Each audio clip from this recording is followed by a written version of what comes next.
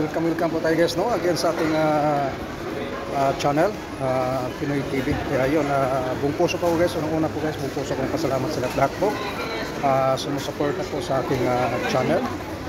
Sa inyong walang sawang pagpanood po sa ating mga video, no? Especially po sa Abot Kamay na Pangarap. Kaya maraming salamat po guys sa inyong walang sawang suporta. I hope and I pray na patuloy po ang inyong pag-play at panood po sa ating mga video. Kaya thank you so much guys at samahan niyo ako.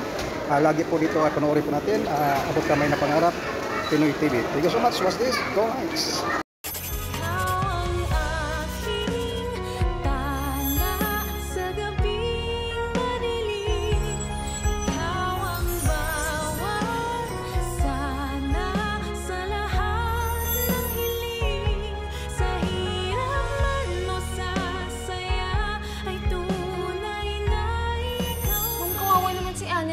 Mapapahamak siya doon. Hayaan mo siya. Tandaan mo nga yung ginawa sa'yo ng mga taong yon. You're being too soft on that girl. You have to remember, she is the enemy. Annalyn! Annalyn! Oy!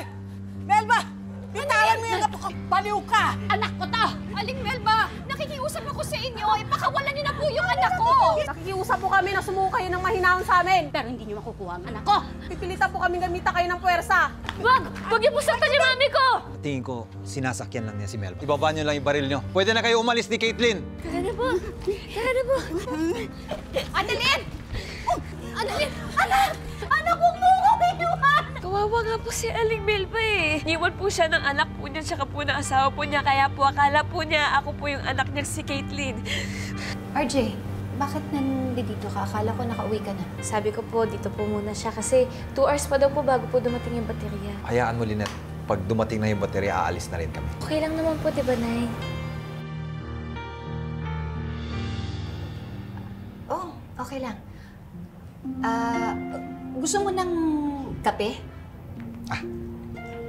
Ay, meron na. Paano? Sige, matutulog na ako. Sige po, Nay. Okay lang naman kung nandito ka kasi alam kong masaya si Annalyn kapag magkasama kayo. Sige, Salamat. Sabi ko po sa'yo, Tay, okay lang eh. Sabi po. Ay, Tay, sandali lang po. May kukunin lang po ako. Papakita po ko sa'yo. Sige, anak.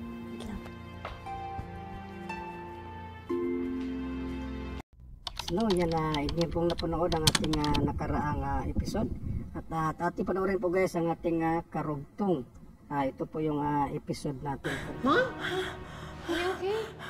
Ma? Zoe, anak, napanaginipan ko yung daddy mo. Linunok daw ng anaconda. Ano ba yung panaginip mo? Go back to sleep na baka. Sumakit palalo yung ulo mo. Sige na. Zoe, how can I go back to sleep knowing full well na kasama ng daddy mo si Lynette?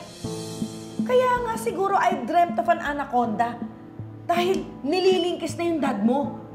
Ano mo, kailangan tawagan ko sila eh. Mami, hindi na. Ako na bahala. Akin na yung phone ko. Ako na lang tatawag kay Daddy.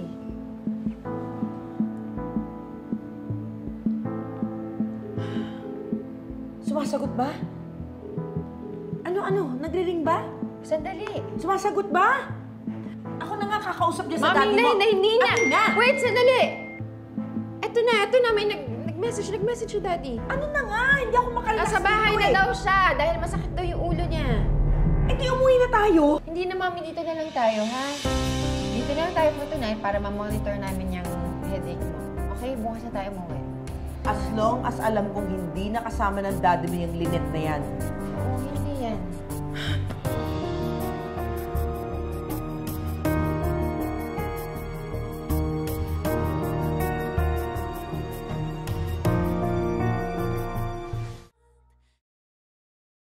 Lord, maraming salamat po dahil nagising po ko na kasama ko po si nanay at si tatay at si Lola. Maraming salamat po sa pagkain po na nasa harapan po namin ngayon. At maraming salamat po dahil sobrang espesyal po ng araw na to para sa akin. Dahil unang beses ko pong makakasama ng sabay si nanay at si tatay sa breakfast. Thank you po. Amen. Amen.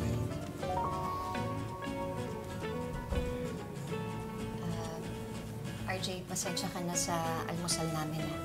Ano pasensya? Swerte ko nga eh. Tagal ko na hindi nakakain ng danggit. Ay, iba yan. Crispy at hindi maalat.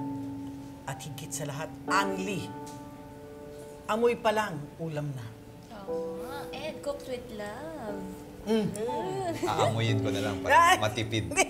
Si Tatay. Ano ka ba? Pwede mo nang kainin lahat yan. Marami kami nandito. Sige na. Kain na po, kain na po. Kanin. Sige, sige. Yan again, no? Yan, thank you so much guys sa inyong pag-play po, no? Yan, hope sa inyong patuloy na panood sa aking mga video. Thank you so much and please don't forget like and share and subscribe. Bye-bye!